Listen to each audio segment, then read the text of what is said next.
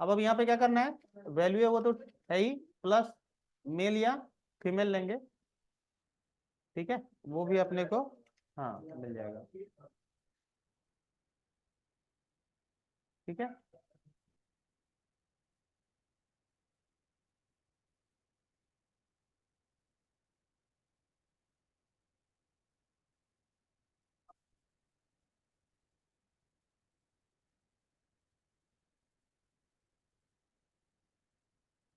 देखो यहाँ लॉग करा हुआ है ना, ठीक है,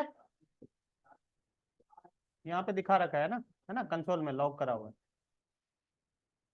ठीक, बटन के क्लिक पे लॉग करा हुआ है, जो भी यहाँ लिखोगे मिल गया ना। अब इसको चाहो तो तुम यहाँ इस पे प्रिंट करवा सकते हो, वो यूज स्टेट लेकर के, है ना, प्रिंट करवा लेना।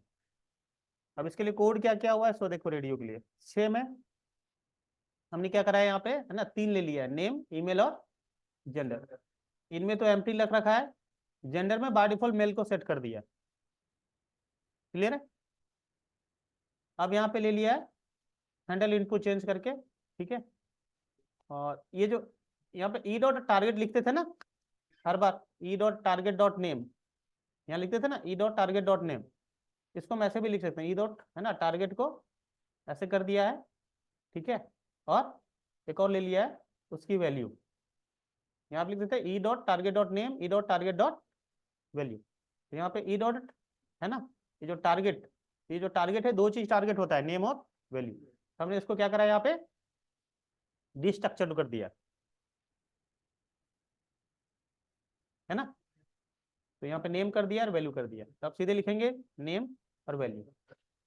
ये तो फॉर्म डेटा भाई पुराना वाला आ रहा है, ओल्ड डेटा जो भी देगा तो स्टार्टिंग में क्या आएगा, एम्प्टी आएगा और इसका मेल आ जाएगा। फिर जैसे ही वहाँ चेंज होगा तो जिसकी वैल्यू चेंज होगी तो वापस से वो कैरी होगा। ये तो वही लफंडा जो बता रखा है। ऐसे तीनों मिल गए, उसके बाद यहाँ लॉग करवा दिया है ना फॉर्म डेटा को, तुम चाहो तो उसको एक और यूज स्टेट ले करके बटन से क्लिक पे यहाँ प्रिंट करवा लेना। समझ गया, कुछ भी नहीं है यहाँ तीनों में का, इसमें कॉल करा हुआ है ना, यहाँ पे क्या ले रखा है, इनपुट टाइप टेक्स्ट, उसमें कॉल कर रखा है, ठीक है।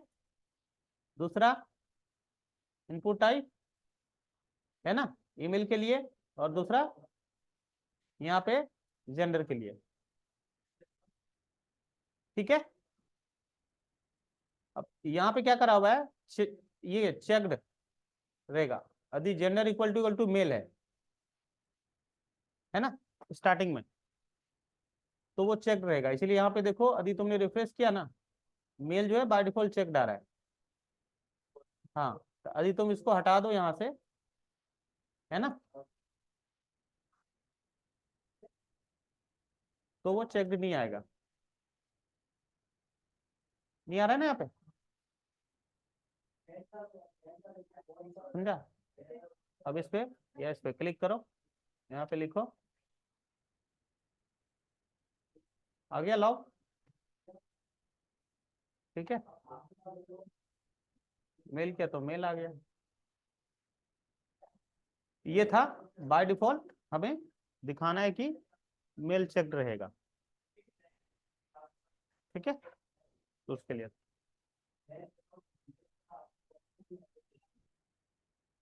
ये वाली चीजें जो है लिखना जरूरी नहीं है, आईडी वाईडी यहाँ पे, है ना, चाहो तो हटा सकते हैं। हाँ,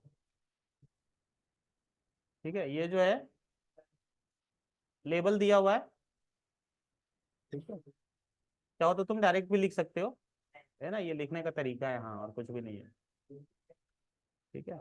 और यहाँ पे ये जो हैंडल सबमिट यहाँ कॉल करा हुआ है ना, ठीक है, यहाँ नहीं करके जो हमने पहले है ना बटन वाला क्लिक, यदि यहाँ पेज में दिखाना है तो वो यहाँ बटन लेकर के बटन के ऑन क्लिक पे सबको कॉल कर लेना, वो तुम्हारी रिक्वायरमेंट पे, ठीक है। क्योंकि डेटाबेस वगैरह में भेजते हैं तो हमें प्रिंट उन्ट करवाना नहीं होता है, सीधे डेटाबेस में भेजना होता है, तो हम ये वाला तरीका अपना लेते हैं, हैंडल सबमिट पे इसको कॉल कर लेते हैं, है ना। तो ये वाला चीज जो है वो अब यहाँ डेटाबेस का भेजने का कोड लिख देंगे बाद में, वो डेटाबेस में चला जाएगा, ठीक है, वो सब बात की बात है।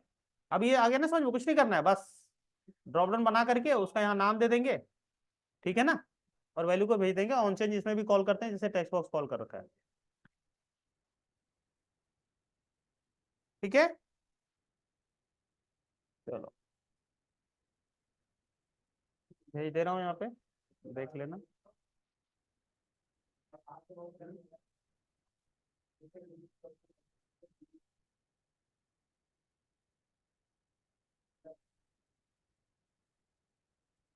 दूसरा,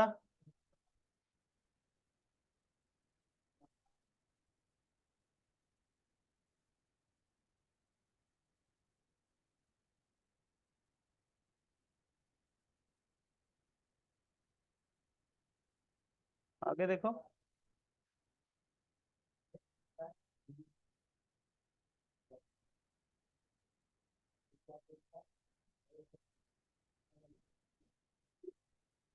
ये ड्रॉप डाउन बॉक्स, हाँ ये वाला, वही मेल फीमेल को ड्रॉप डाउन में डाल दिया ऑप्शन, ठीक है, यहाँ से जो लेंगे वहीं पे सबमिट, ठीक है ना।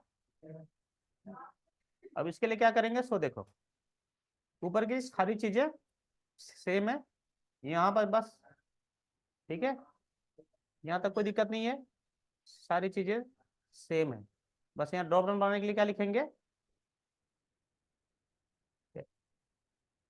सेलेक्ट नेम जेंडर, ठीक है ना, बाकी अंदर का जो जो है ना तरीका है, value equal to male female और जो भी, बस इतना सा चेंजेस है, ठीक है।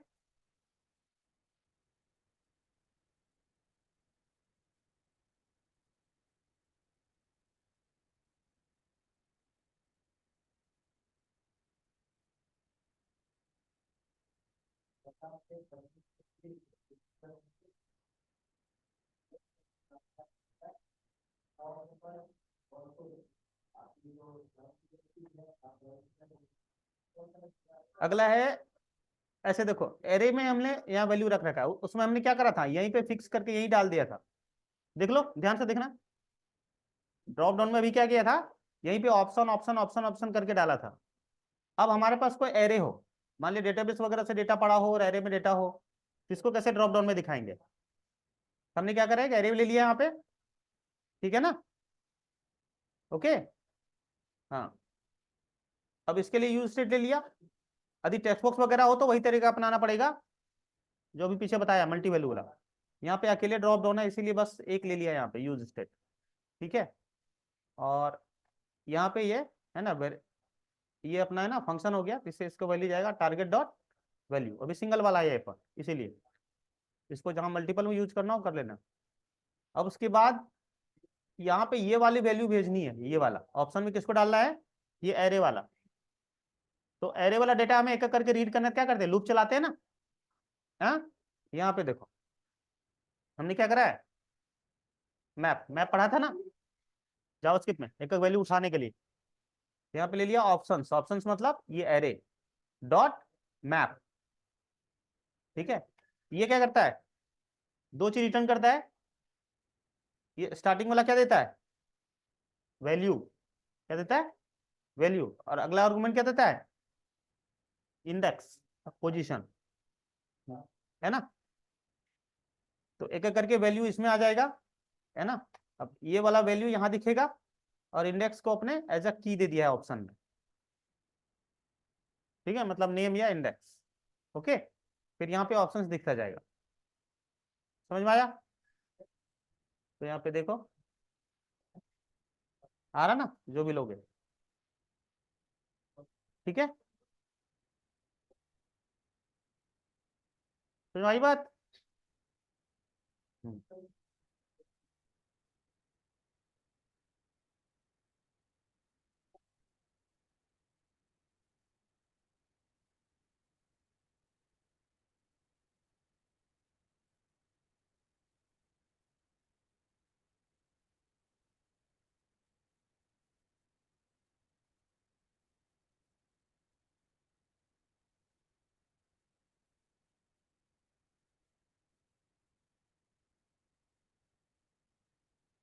हम्म,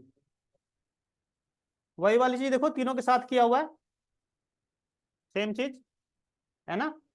हमने क्या ले लिया, यहाँ पे multi value by default option 1 को डाल दिया है, यहाँ पे क्या लिख दिया, ऑप्शन 1 मतलब ये वैल्यू लिख दिया है ना, ये लिखा हुआ आएगा बाय डिफॉल्ट। सेम थिंग है, वही चीज है, ठीक है ना, कोई चेंज नहीं है। इनको टाइप करके करके करना, कॉपी पेस्ट मत करना, वरना है ना सीख नहीं पाओगे। समझ गया।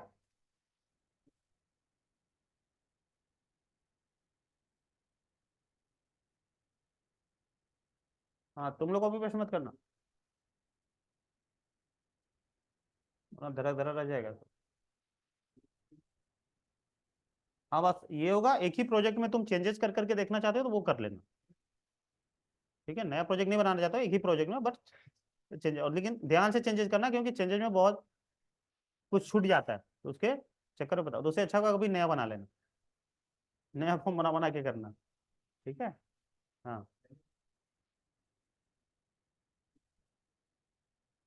अब लिस्ट बॉक्स और ड्रॉप डाउन है ना, उसमें बहुत ज्यादा अंतर नहीं होता है। ड्रॉप डाउन में क्या होता है, एट ए टाइम को एक दिखता है, एट ए टाइम को एक वैल्यू दिखता है, सिंगल वैल्यू।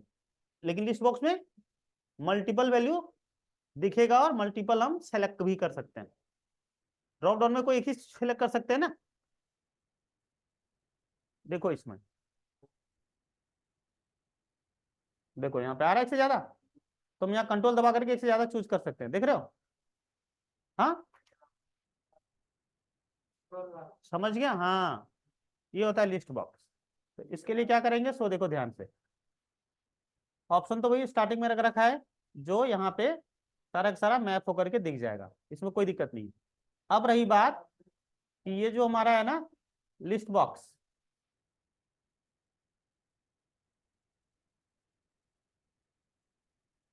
ठीक है, हमने क्या ले रखा है, एरे, क्योंकि इसमें एक से ज्यादा वैल्यू सेलेक्ट हो सकता है, इसलिए हमने इसका वैल्यू टाइप क्या ले लिया है, एरे ले लिया। सिंगल होता तो हम क्या लेते थे, डबल कोट्स, लेकिन एक से ज्यादा वैल्यू है तो क्या ले लेंगे, एरे ले लेंगे। और साथ में यदि की भी लेना हो तो क्या लेंगे, ऑब्जेक्ट करली ब्रेसेस, समझ गया। हाँ अब इसमें हमें क्या करना है, वैल्यू पास करना है, वैल्यू पास करना तो क्या करना पड़ेगा, यहाँ पे एरे डॉट फ्रॉम करके फंक्शन आता है ना, ये फिक्स है। फिर क्या लिखना पड़ेगा, event dot target dot selected option, ठीक है ना। ये इवेंट किस पे कॉल हो रहा है, यहाँ पे है ना, सेलेक्ट मल्टीपल मतलब लिस्ट बॉक्स पे, ठीक है। तो क्या करेंगे, एरे डॉट फ्रॉम, अब वो उठाएगा कहां से, event dot target dot selection option, जो भी ऑप्शन चूज होगा, ठीक है। हम्म अब दूसरा, एरो ऑपरेटर लगा रहे हैं यहाँ पे, मतलब अनोनिमस फंक्शन लग रहा है, ये पैरामीटर हो गया। अच्छा तो इसकी जो भी वैल्यू होगी इसमें आती जाएगी, है ना, जो भी ऑप्शन चूज होगा वो यहाँ रेफरेंस हो जाएगा सिलेक्टेड ऑप्शन, और उसकी वैल्यू उठा करके हम ले करके वापस रिटर्न किस में करते जाएंगे, इस वाले में सिलेक्टेड ऑप्शंस में, और उसको फिर कहाँ भेज देंगे, ठीक है ना, इसमें चला जाएगा और उससे यहाँ चला जाएगा, और उसको फिर यहाँ पे हम प्रिंट करवा दिए, ठीक है। Selected value dot join, separation के लिए दे दिया है कॉमा, बीच बीच में यहाँ कॉमा आ रहा है ना, यदि तुम यहाँ पे डैश दे दो, या है ना यहाँ पे ये वाला साइन दे दो, तो फिर वही आएगा ज्वाइन में, देखो एक लिया दूसरा लिया, बीच में सेपरेशन आ रहा है, ये तो दिखाने के लिए, नहीं कुछ दोगे स्पेस दोगे तो सिर्फ स्पेस आएगा,